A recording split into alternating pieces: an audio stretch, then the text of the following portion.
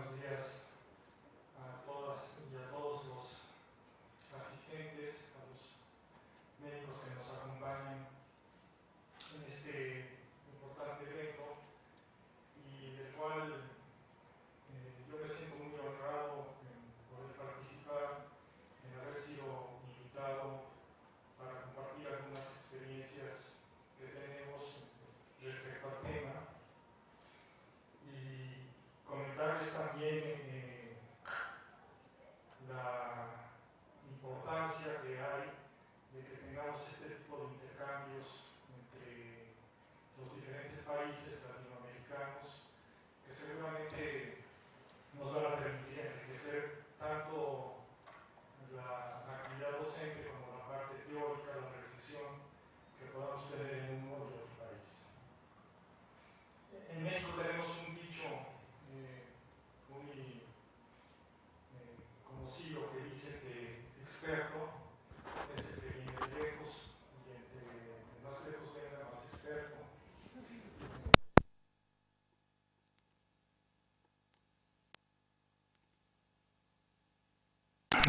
Es importante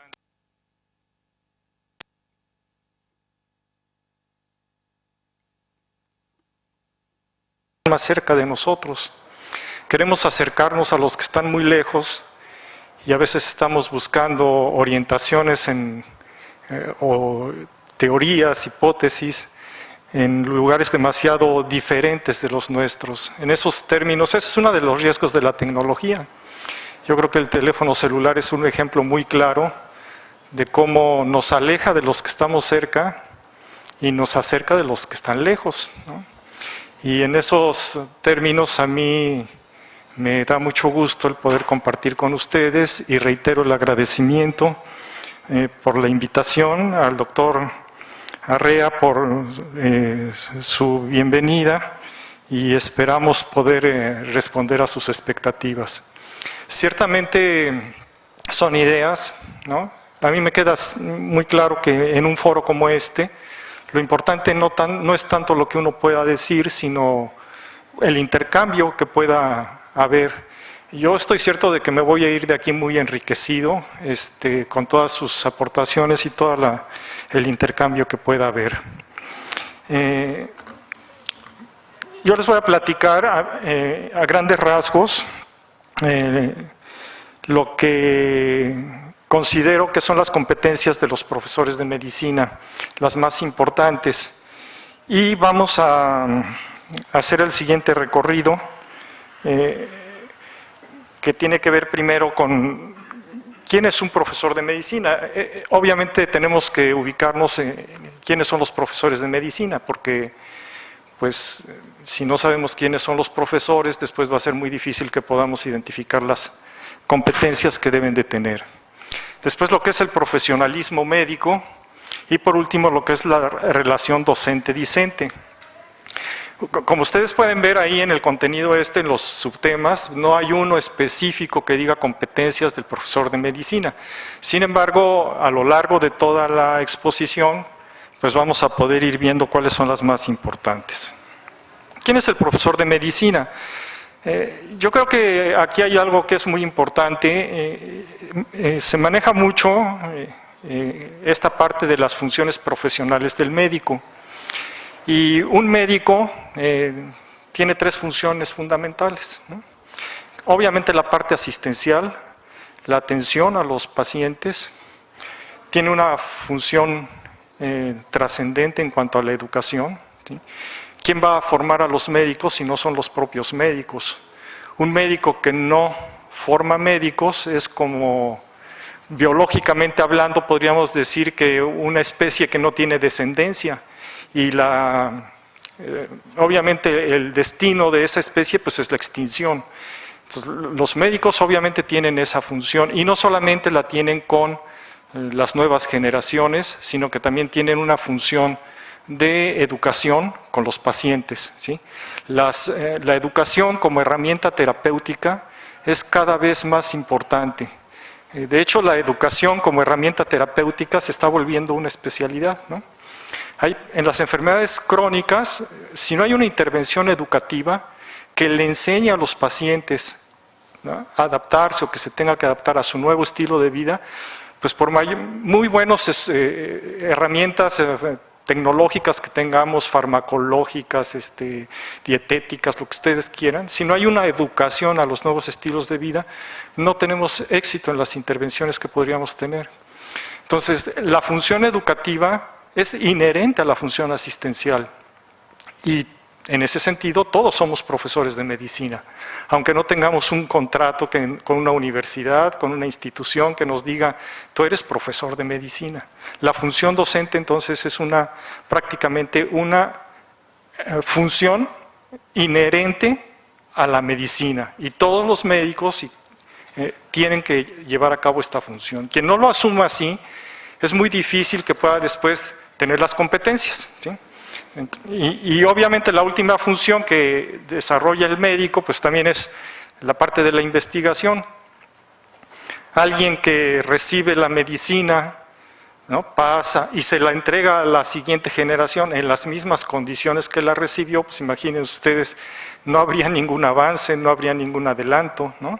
Obviamente tenemos la obligación de enriquecer nuestro quehacer profesional para que a las próximas generaciones pues les podamos entregar lo que nos dieron a nosotros nuestros profesores, más lo que nosotros podamos aportar. Esa es la manera en que de alguna u otra manera se va enriqueciendo el quehacer profesional, ¿sí? Bueno, esto es un poco largo, tiene que ver con el juramento hipocrático.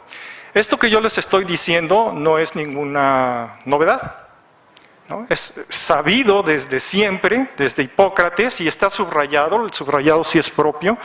Dice, bueno, juro por Apolo, médico, etcétera, enseñarles este arte gratuitamente, si quieren aprenderlo, comunicar los preceptos vulgares y las enseñanzas secretas y todo lo demás de la doctrina a mis hijos y a los hijos de mis maestros y a todos los alumnos comprometidos y que han prestado juramento, según costumbre, pero a nadie más, ¿no? O sea, esta función educativa del médico ya estaba, ¿no?, siempre ha estado presente, siempre hemos tenido esa función, siempre hemos tenido ese compromiso.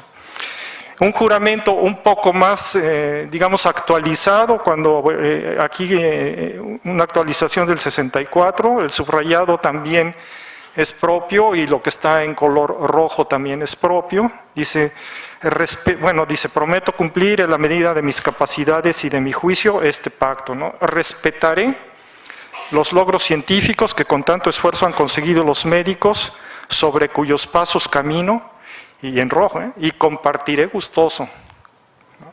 Compartiré gustoso ese conocimiento con aquellos que vengan detrás.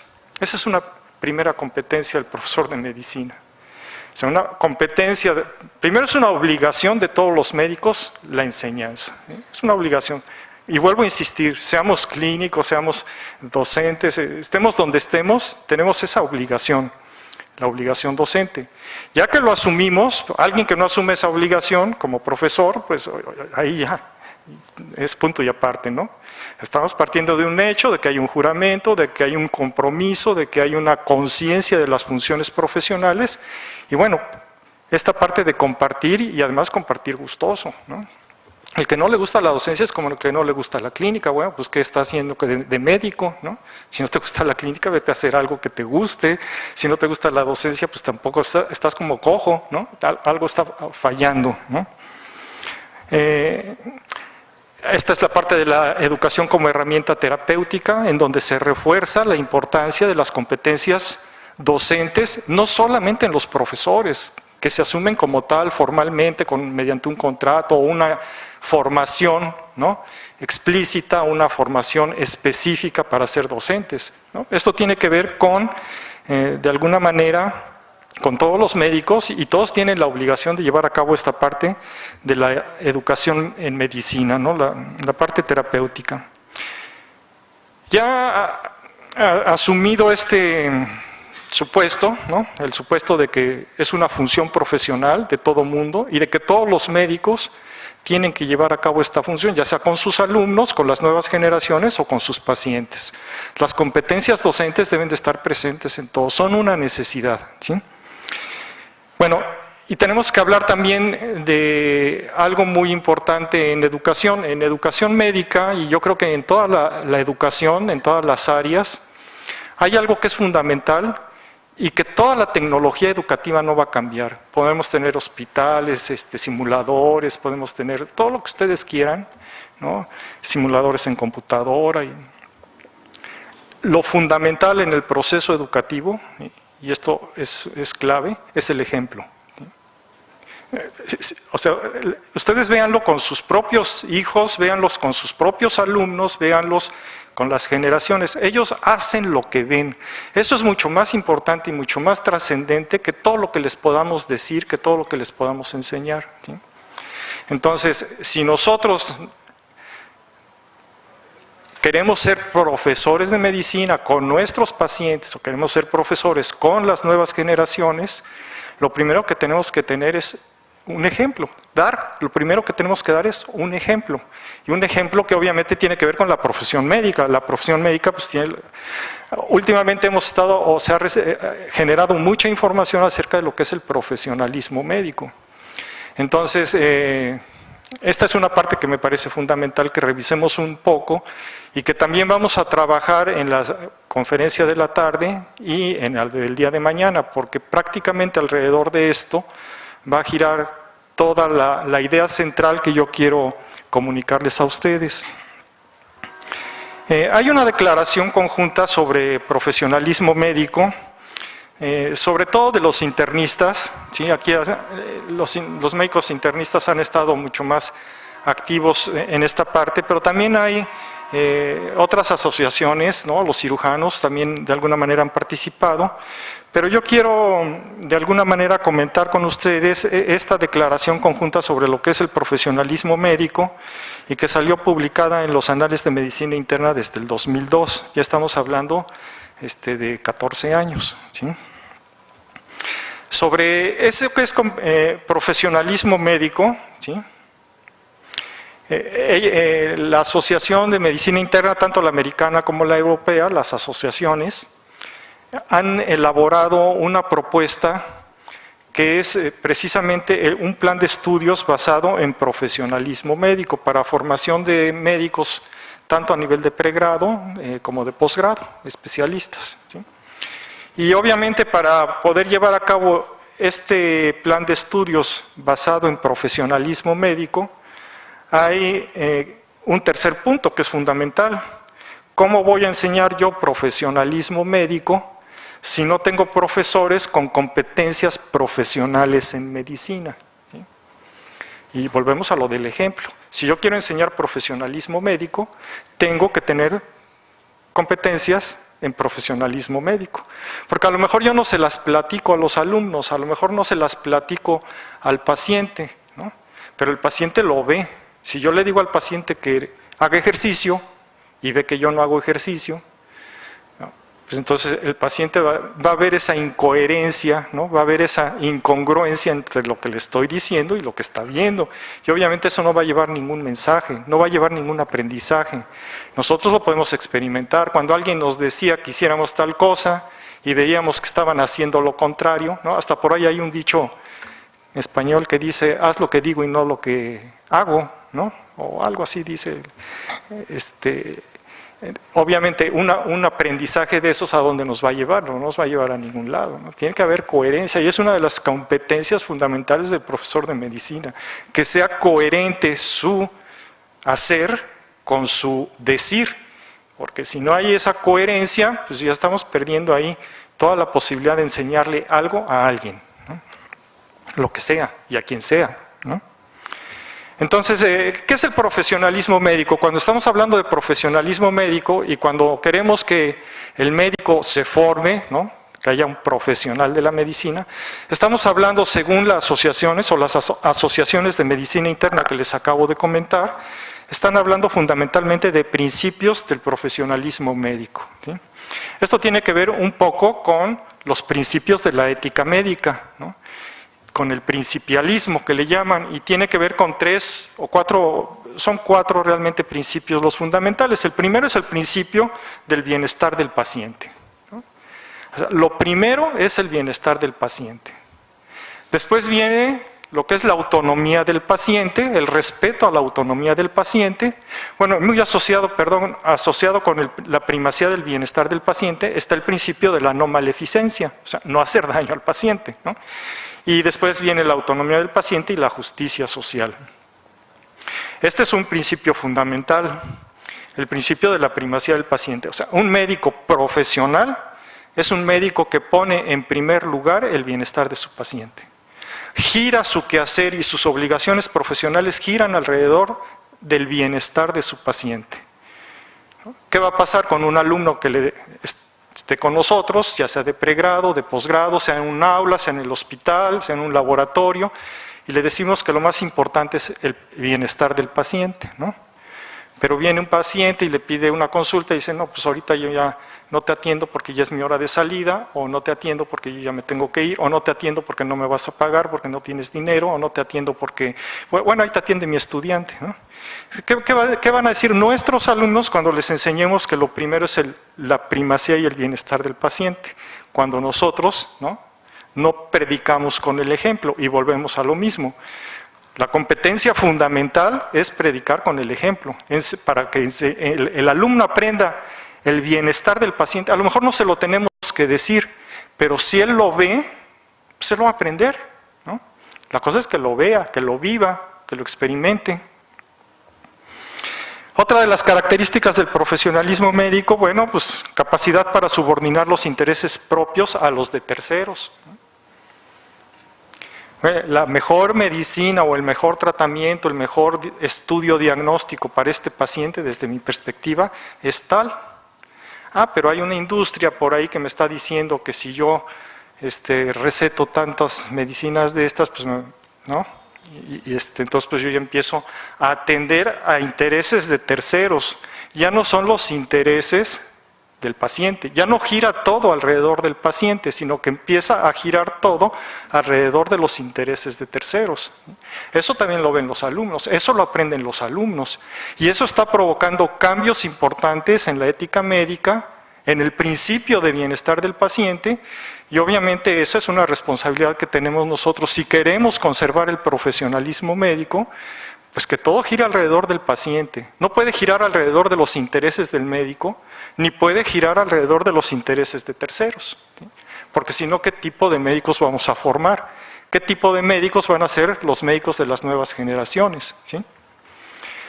Apego permanente a la moral y a la ética, respuesta a las necesidades sociales, actitud congruente, ejercicio de responsabilidad. Bueno, todas esas son características, pero hay una que me parece que es importante y que está subrayada y está en rojo. Y dice, compromiso con la transmisión del conocimiento y avance científico en su área. ¿Sí?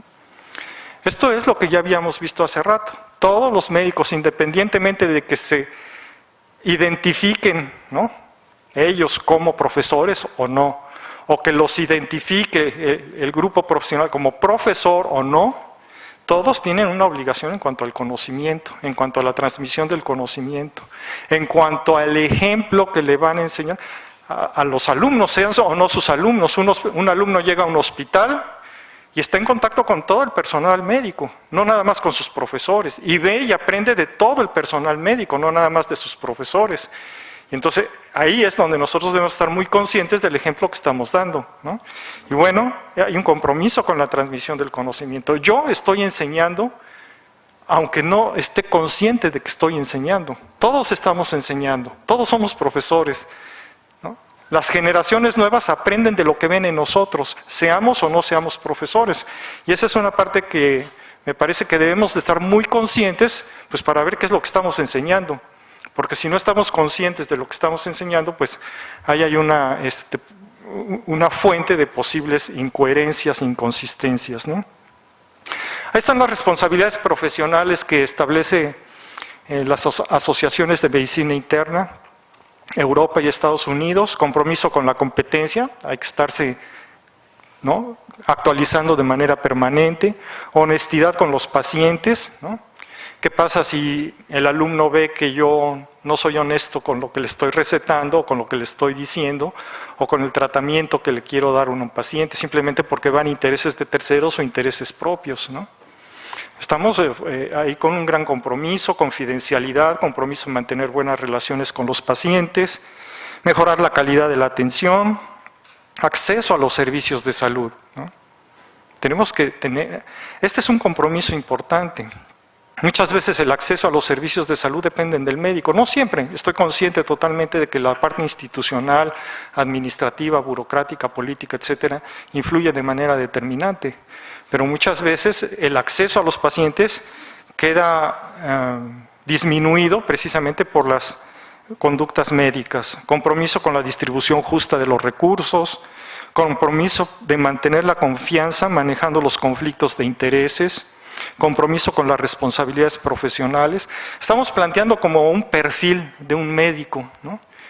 El currículum, el plan de estudios basado en el profesionalismo médico, todos estos son atributos que tienen contenidos y que tienen procesos de enseñanza-aprendizaje para desarrollarlos en los alumnos.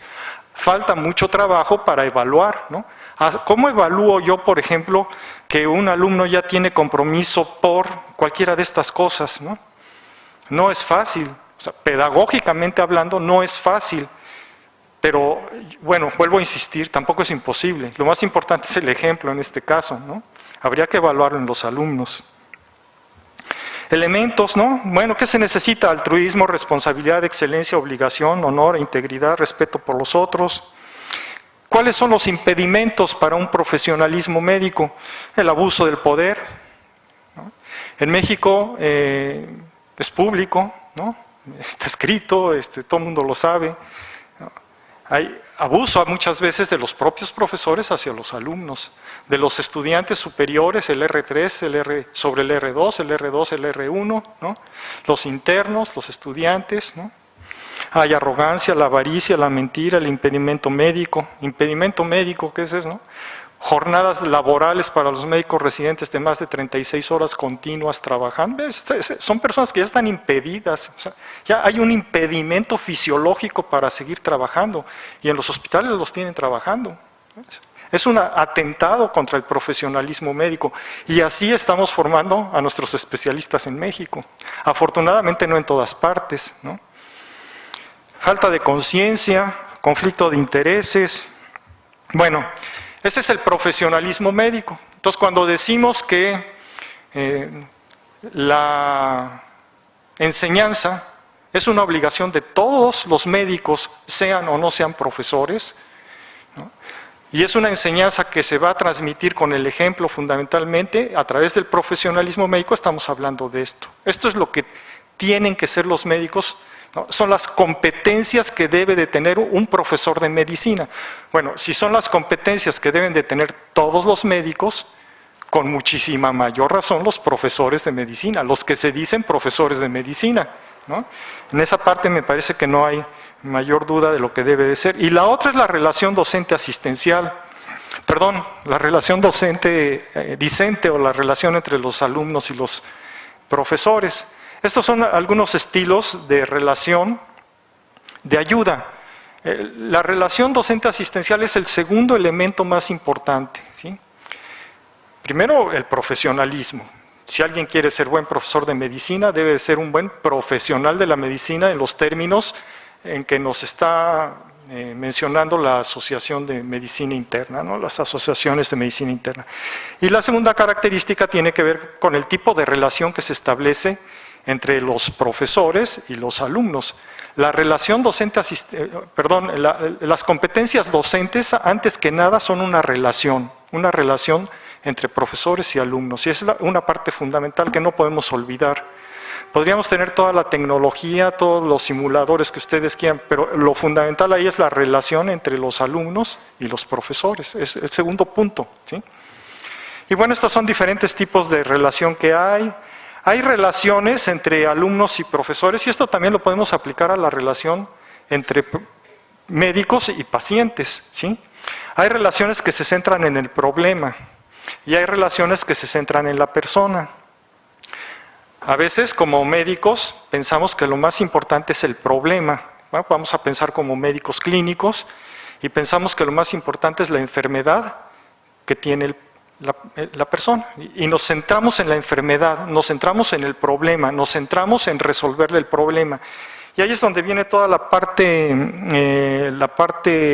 digamos, tecnológica, ¿no? Seguramente cada vez vamos a ser más capaces, tecnológicamente hablando, para resolver problemas. Pero lo que nos acaba de recordar el doctor Arrea, podemos tener toda la tecnología y podemos tener resolución de problemas, pero lo más importante no es el problema, lo más importante es la persona, ¿sí? Es muy difícil que nosotros podamos resolver problemas si perdemos de vista que quien tiene el problema es una persona, ¿no? Entonces ahí es, digamos, y ahora llevémoslo a la relación entre profesor y alumno. Yo al alumno le puedo enseñar, tecnológicamente puedo tener una gran cantidad de herramientas para enseñarle, por ejemplo, todo lo que aprenden ahora en los simuladores, ¿no? Cosas que antes no teníamos, pero eso nos está ayudando a centrarnos mucho en el problema de la enseñanza y en el problema del aprendizaje. No debemos de perder de vista de ninguna manera que quien está aprendiendo es una persona. Si perdemos de vista ese aspecto, estamos perdiendo de vista lo más importante. Es como perder de vista a los pacientes y centrarnos nada más en la enfermedad, ¿sí? Todos tienen diabetes, no me importa nada más, ¿no? Ninguna otra variable, ni de condición social, ni de condición económica, ¿no? Todos tienen diabetes y todos van igual, ¿no? Como una computadora, ¿sí? Todo va lo mismo. Bueno, a lo mejor resuelvo el problema, no sé, o lo atenúo, pero estoy perdiendo de vista la parte de la persona. Entonces, este es un punto importante. La relación docente-discente, ¿no? Debe de ser una relación con la persona. Y cuando hablábamos de la educación como herramienta terapéutica, tenemos que pensar en la persona, en el paciente. Ya a lo mejor no tanto en el problema. A lo mejor el problema ya está resuelto, bueno, técnicamente, ¿no? Ya se tiene el diagnóstico, ya se tiene el tratamiento, pero después el apego a ese tratamiento no se lleva a cabo porque hay problemas, ¿no? En la cuestión educativa y en la cuestión de la adaptación de la persona a su nueva situación de vida. Entonces es importante no perder de vista esto. Y bueno, esto es el ayudador, estamos hablando de ayudador, puede ser directivo, puede ser muy facilitador. La relación ideal, tanto la relación médico-paciente como la relación docente-discente, ¿no? De alguna manera la debemos de ubicar en este sentido, ¿no? Estamos tratando con personas y más que decirles lo que tienen que hacer en términos directivos, ¿no? Debe de ser una cuestión esta de ayudarlo a que vaya desarrollando sus propias competencias, sus propias habilidades, su propia experiencia, ¿no? Y esta es una parte que de alguna manera me parece que es importante ubicar. Generalmente, en el proceso educativo, esto es lo que está pasando, ¿no? Tomamos como guía los modelos pedagógicos que fueron aplicados durante nuestra formación. O sea, nosotros empezamos a hacer lo que los profesores hicieron con nosotros. Pasa lo mismo con la relación a veces con los hijos, ¿no? Los papás educan a los hijos como pues, ellos fueron educados. Y hasta esquemas nada sanos como el maltrato se empiezan a repetir, por ejemplo, ¿no? Entonces empezamos a aplicar lo que fueron aplicados durante nuestra formación, careciendo de bases teóricas firmes sobre las cuales sustentar este tipo de prácticas. Es claro y apenas obvio que este sistema de imitación no deja resultados nada favorables. ¿Esto de qué nos está hablando? Nos está hablando de que tenemos que empezar a profesionalizar la docencia. La docencia hasta ahorita ha sido muy así, ¿no? Artesanal, muy espontánea. Ahí te voy a mandar un alumno, ¿no? Bueno, yo soy profesor de clínica, ¿no? Pues mándame los alumnos y empezamos ahí a traerlos y les empezamos a decir, pero todo esto de una manera totalmente espontánea, hace falta la profesionalización de la docencia, esto es fundamental. Es fundamental cuando pensamos en un hospital universitario. A lo mejor ya no tanto cuando pensamos en una facultad de medicina, porque en una facultad de medicina hay una mayor profesionalización. Cada vez más ha habido preocupación por formación de profesores, capacitación, herramientas docentes, didácticas, ¿no? No mucha preocupación por la relación docente-discente. esa está un poco olvidada. Pero es importante que en los hospitales, en donde no se asumen como que la parte educativa es su principal función, empiece esto a permear. Si queremos tener buenos hospitales universitarios, todos los médicos deben de estar conscientes que como obligación profesional tienen que enseñar. Deben de ser unos profesionales de la medicina y deben de empezar, ¿no?, a pensar en que la relación con los alumnos que les mandan no tiene que ser como si está de buenas los trata bien, bromean, hasta se van a comer o se van de paseo, y si están de malas les grita, ¿no? Tiene que haber un profesionalismo, tiene que haber una capacitación, ¿no?, en esos términos. Las competencias del profesor, entonces, ¿no?, del proceso de enseñanza-aprendizaje no se basan solamente en técnicas y competencias didácticas. Esa es una parte importante, no hay que negarla, y es lo que les acabo de decir. Bueno, pues hay que desarrollar las competencias técnicas y las didácticas. Sin embargo, los climas emocionales y las interacciones personales son fundamentales.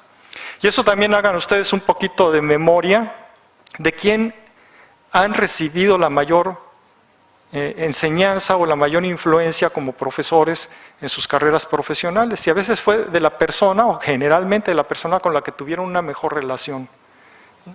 A lo mejor no es la que daba las mejores clases, el que daba las mejores clases, el que utilizaba la última tecnología, el que tenía las más herramientas, sino con quien se estableció una relación más cercana, una relación más humana, ¿no?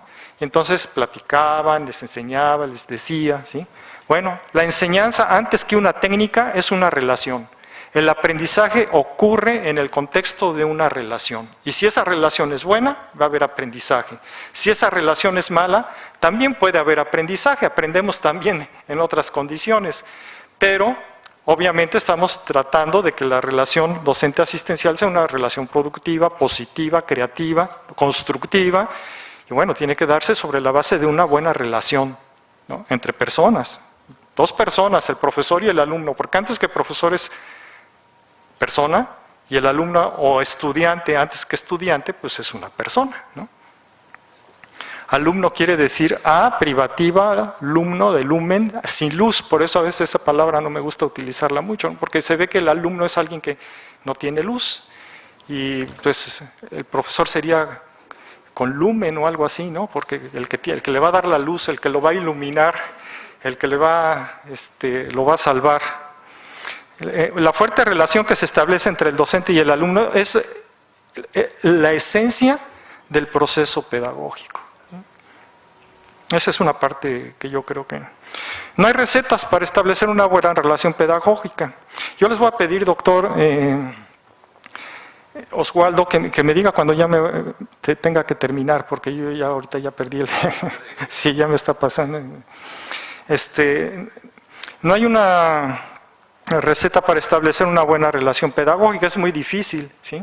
Sin embargo, es algo que tenemos que desarrollar en los profesores como competencia de los profesores de medicina, y tampoco es algo totalmente ajeno, porque como competencia de un médico en la relación docente-asistencial, pues tiene que haber, ¿no?, una orientación de cómo establecer una buena relación médico-paciente. Cosa que sí se está dando en muchas escuelas y facultades de medicina. Desafortunadamente no en todas, ¿no? La relación de ayuda, entonces aquí venimos rápidamente a revisar lo que serían las características de una relación de ayuda. La relación de ayuda ya ha sido muy trabajada, muy estudiada, muy elaborada. Hay una teoría bastante amplia sobre lo que es la relación de ayuda, que es digamos, la relación que desde los 60 o desde la década de los 60 desarrolló Carl Rogers. Dice, si puedo, Carl Rogers a grandes rasgos, seguramente muchos de aquí que son del área de la psiquiatría, psicología, lo han de conocer y han de saber cuál fue su experimento, ¿no? Carl Rogers era un psicoterapeuta y entonces él decía, había un conflicto que si el psicoanálisis y que había no sé cuántas teorías para el tratamiento de los enfermos psiquiátricos, y él trató de establecer una comparación entre las diferentes teorías y vio que a veces había muy buenos resultados con el psicoanálisis, a veces muy malos, a veces había muy buenos resultados con la terapia Gestalt y después había muy malos resultados. con el conductismo, etcétera. Hay muchas cosas. Y entonces él dice, bueno, ¿cuáles son las características de las personas que tienen éxito en la terapia, en la psicoterapia? Dice, la teoría es lo de menos. La teoría psicológica puede ser la que ustedes quieran, hay muchas, pero debe de haber por lo menos 3 características. Esas 3 características, ¿no?, tienen que ver fundamentalmente con lo que es la congruencia, la aceptación incondicional y la empatía. Puede ser un psicoanalista, si tiene estas 3 características, sus pacientes van a salir adelante. Puede ser un psicólogo que utilice, un médico que utilice la terapia Gestalt. Bueno, si tiene estas 3 características, el paciente va a salir adelante. La diferencia teórica entre psicoanálisis y terapia Gestalt no tiene absolutamente nada que ver, ¿no? Lo importante es esto. Lo importante es que el terapeuta sea congruente. Lo que yo comentaba al principio, un profesor de medicina, un profesional de la medicina es congruente. Si lo que enseña no es lo que hace, ahí está la incongruencia, ¿no? Aceptación incondicional, yo tengo que aceptar al otro, tal como es, sea como sea, venga de donde venga. Es una persona que tiene una historia particular, yo tengo que aceptar. No puedo empezar con que no es así, no viene de acá, no tiene esto, no tiene aquello, no. Entonces empieza uno como que ya a rechazar y empieza uno a clasificar y entonces, no, pues estos son los que acepto y todos los demás son raros y entonces pues no los acepto, ¿no? Entonces ahí, imagínense, ese es el impacto que tiene en una psicoterapia, un terapeuta que está rechazando de entrada a un paciente, o de un médico que rechaza a un paciente, o de un profesor que rechaza a un alumno, que no lo acepta. No aceptarlo quiere decir rechazarlo, alejarlo, ¿no? Y la otra es la empatía, pues tener cierto acercamiento, sentir o saber, tener preocupación porque, bueno, de cómo te sientes, ¿no?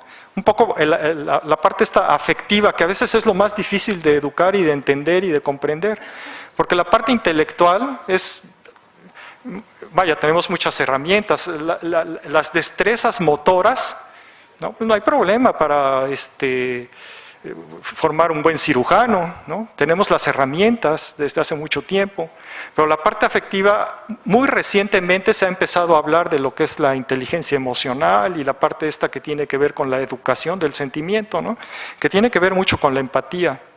Hay mucho trabajo en empatía médica, tanto en docencia como en atención clínica. Y hay una de problemas tremendos en que la empatía acabe de ser aceptada, ¿no?, desarrollada. Bueno, ahí está la primera condición, ¿no?, la coherencia, ser el mismo. No podemos aparentar ser algo que no somos. Eso luego el alumno se va a dar cuenta, el estudiante se va a dar cuenta, ¿no? Pues esta persona dice que es esto, y a veces hasta nos burlamos de los profesores cuando son de ese tipo, ¿no? Mira, ahí viene fulano, y le empieza uno a poner ahí sobrenombres. Expresar de forma genuina nuestros sentimientos y actitudes. Transparencia de lo que pasa en el interior, ¿no?, del que ayuda con lo que expresa y percibe del ayudado. Son características. La aceptación incondicional, experimentar actitudes positivas hacia quien se quiere ayudar, no juzgar, valorar de una forma total y no condicional. Cuando alguien se acerca a nosotros por ayuda, sea un paciente o sea un estudiante, no se acerca para que lo juzguemos, se acerca para que le ayudemos. Y si empezamos a juzgar, ahí luego, ¿no?, empezamos a clasificarlo, empezamos a catalogarlo, ¿no?, este es de esta cajita y este otro es de esta cajita y este otro. Entonces ahí ya luego, inmediatamente el estudiante se da cuenta de que no hay ahí una aceptación. Empatía, entender a quien se quiere ayudar, el experimentar lo que ya ha ayudado, ¿no?, lo que el ayudado experimenta en cada momento.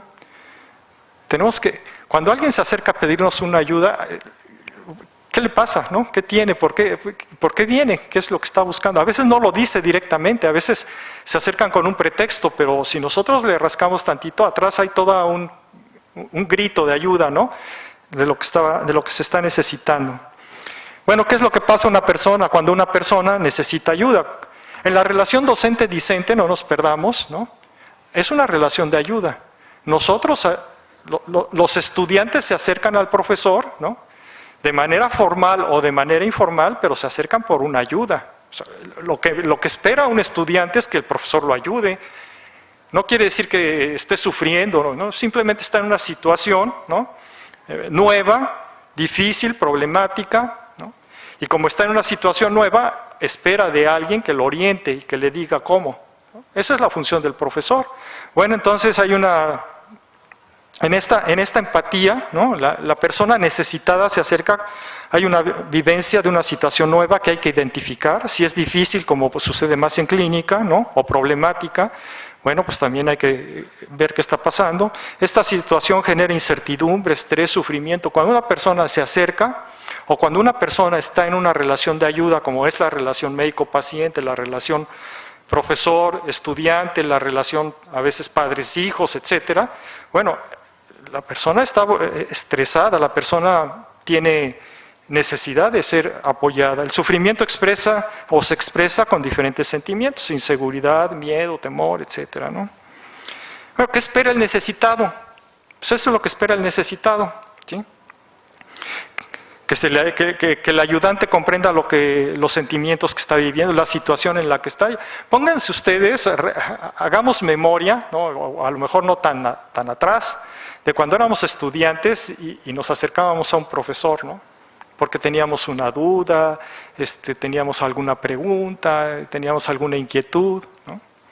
Bueno, pues así como nosotros lo hicimos, así lo hacen los estudiantes. O como pacientes, cuando nos acercamos con en este caso con un colega para que nos ayude, pues cómo nos acercamos. Sobre todo si no fuésemos médicos, una persona común y corriente, ¿qué siente cuando se acerca a un médico, ¿no? ¿Para qué va? ¿Y qué respuestas a veces están encontrando los pacientes, ¿no? ¿Qué es lo que está esperando el ayudante participe? Espera que se examine la situación, espera que se le ayude a buscar pistas vitales, ¿no? Hay que tener escucha activa, respuesta empática, asertividad, competencia personal, emocional, porque al final de cuentas nosotros también somos personas, el profesor también es persona y puede estar en una situación difícil y puede llegar un alumno a pedirle algo que no está en condiciones de darle en ese momento. Entonces, en ese momento, por coherencia, decir, oye, espérame, o espérate, o mira qué situación se puede abordar o no se puede abordar. Obstáculos, ¿se acuerdan los obstáculos al profesionalismo? Bueno, tienen mucho que ver con los obstáculos para la relación de ayuda y tanto a pacientes como a a estudiantes, la lejanía afectiva, el autoritarismo, la falta de comunicación, la presencia de cualquier forma de maltrato. Todo esto provoca un clima desfavorable y lleva a la generación de una mala relación. Bueno, las competencias del profesor de medicina en Latinoamérica, síntesis, ¿no? Profesionalismo. Primero, estar convencidos de que queramos o no somos profesores, queramos o no enseñamos con el ejemplo, ¿sí? Y esto me parece que de manera particular hay que trabajarlo mucho, insisto, para los hospitales que se dicen universitarios o que quieren ser hospitales de enseñanza, ¿no? Capacidad de entablar una relación de ayuda, obviamente el profesionalismo, tener todas esas características, como ustedes pues comprenderán, no es nada fácil. Capacidad de entablar una buena relación de ayuda. Y después viene lo demás, que me parece que ya es hasta secundario, ¿no? No deja de ser importante, vaya, ¿no? La capacitación pedagógica particular, qué técnicas de enseñanza, qué técnicas, qué herramientas didácticas, toda la parte, digamos ya, las herramientas que tienen o que tenemos los profesores para llevar a cabo un proceso de enseñanza-aprendizaje. Muchas gracias. En general, son ideas, ¿no?, para que trabajemos y discutamos.